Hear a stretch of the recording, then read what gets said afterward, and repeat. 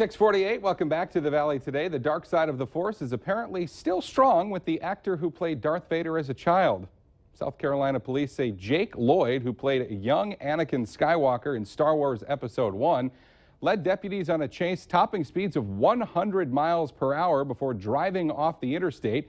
He then plowed through a fence and kept speeding into a wooded area, finally stopping when he hit some trees, according to investigators.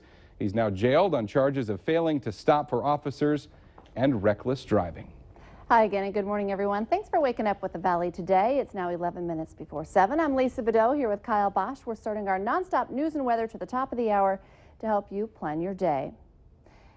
A couple in North Fargo got an alarming wake-up call when a man entered their home and pistol whipped the man living there multiple times. Yeah, police are searching for a man who entered the home near the 300 block of 7th Avenue North and held the couple at gunpoint demanding money. Police say that the weapon being used turned out to be an airsoft gun, not a real handgun, but the suspect did use it to hit the man who lived there, then took the woman's purse and left on a bicycle. Police say a canine unit was unable to track the attacker. The suspect is described as a black man, about 6'2", 20 to 30 years old. He was last seen wearing black pants, a black hoodie, and a New York Yankees cap. The 20th Street pedestrian bridge over I-94 in Moorhead is closed until further notice after a crane hit it and 3 other bridges in Moorhead over the weekend. The crane then fell off the semi-trailer it was being towed on, creating quite the traffic delay in Moorhead yesterday. Check out the video. Now, the crane again hit that 20th Street South Bridge. It was headed west on the interstate and exceeded the height limits. It also hit the 34th Street Bridge and the railroad overpass before it finally fell off the trailer. Now, another car was damaged by some of the debris from that semi. And take a look at this picture. A camper caught on fire on I-94 in Kidder County last night. A viewer snapped this picture as she was driving by around 9. Steele police say it happened about 3 miles east of town. The driver was not hurt. Police say the camper is a total loss. They do not know yet what caused the fire.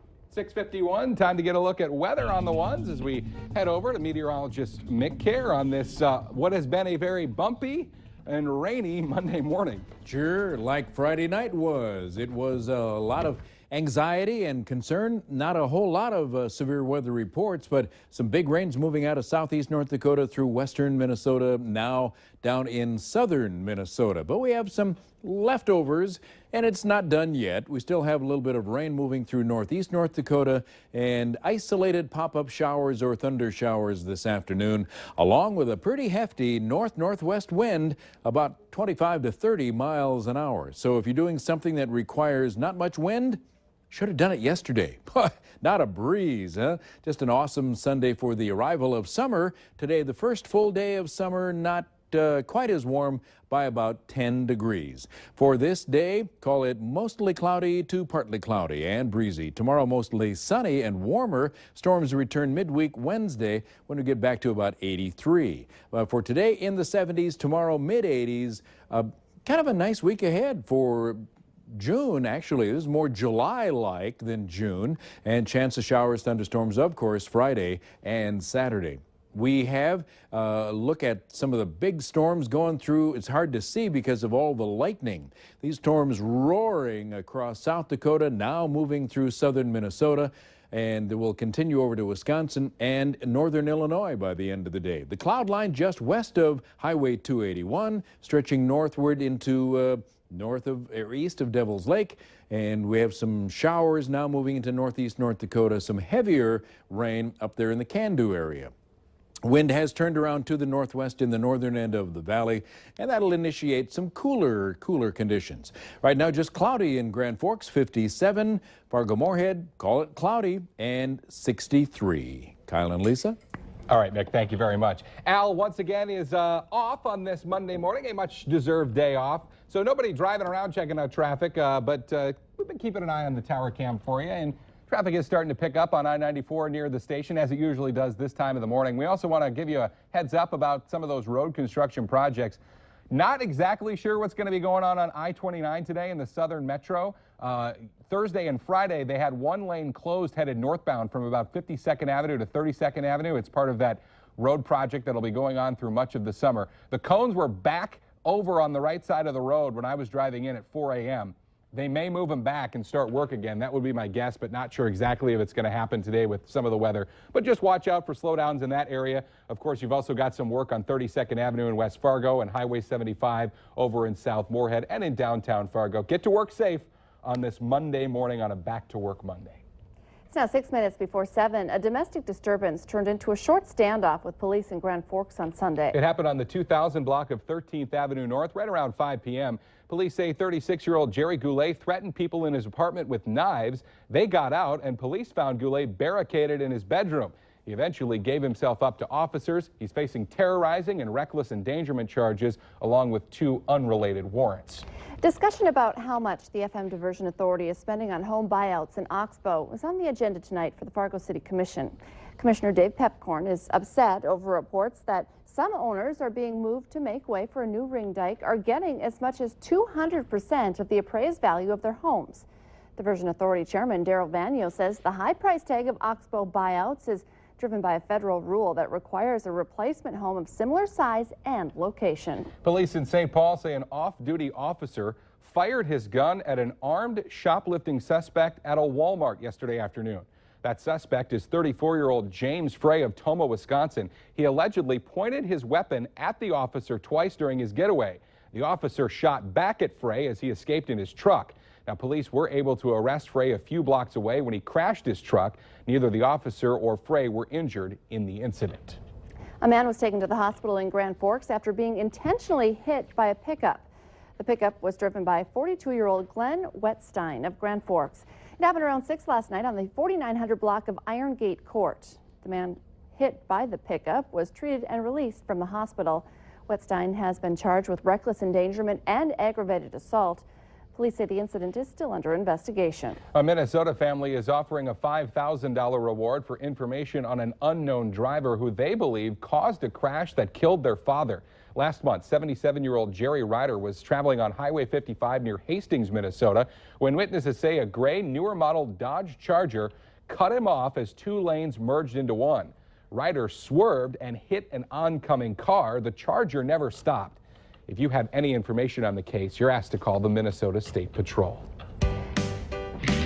Now 4 minutes before 7 in this morning's Healthier Me, new research finds teens with chronic physical or mental health problems have more difficulty transitioning into the workplace. A review of more than 20 studies tracking teens into early adulthood found those with poor health were less likely to have academic success or get a high-quality job than their healthier peers.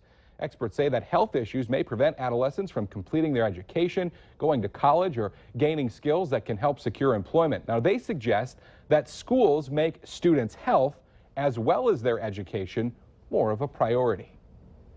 It's time again to get the local experts' advice with our backyards and gardens. The Valley Today's Christy Larson has been talking this morning a lot about container gardening and some of the ways that whether you live in an apartment or you live in a home and just don't have time for that big garden in your backyard, you don't have the space for it, you can still get in on growing fresh herbs and plants all summer long. Christy, how's it going? Good morning, Kyle and Lisa. Yeah, that's right, Kyle. You know, we have Phaedra here with us this morning. Phaedra Junker is a container expert, and now we wanted to tell you that it's super important to fertilize. Fertilize. That's what you said. Fertilize. You can choose either a slow release fertilizer, or you can go with some organic matter like chickadee doo-doo, which is exactly what it sounds like. After you fertilize, you may want to prevent some diseases from showing up. So copper fungicide will prevent blight. Tomato Maker is great for tomatoes because it contains calcium, so it will prevent blossom end rot. Also, if you do happen to see insects, you're going to want to treat those as soon as possible, and there are many organic options out there for treating the food that you are going to eat.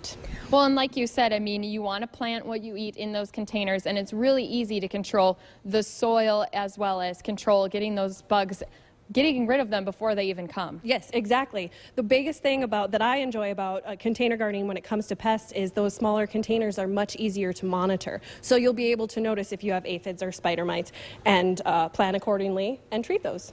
And you can always come and ask her for some help as well. She works here at Baker. And again, Kyle and Lisa, you can go and watch all those videos online. We talked about everything from what to plant, how to do it, as well as even a little bit about those fairy gardens as well.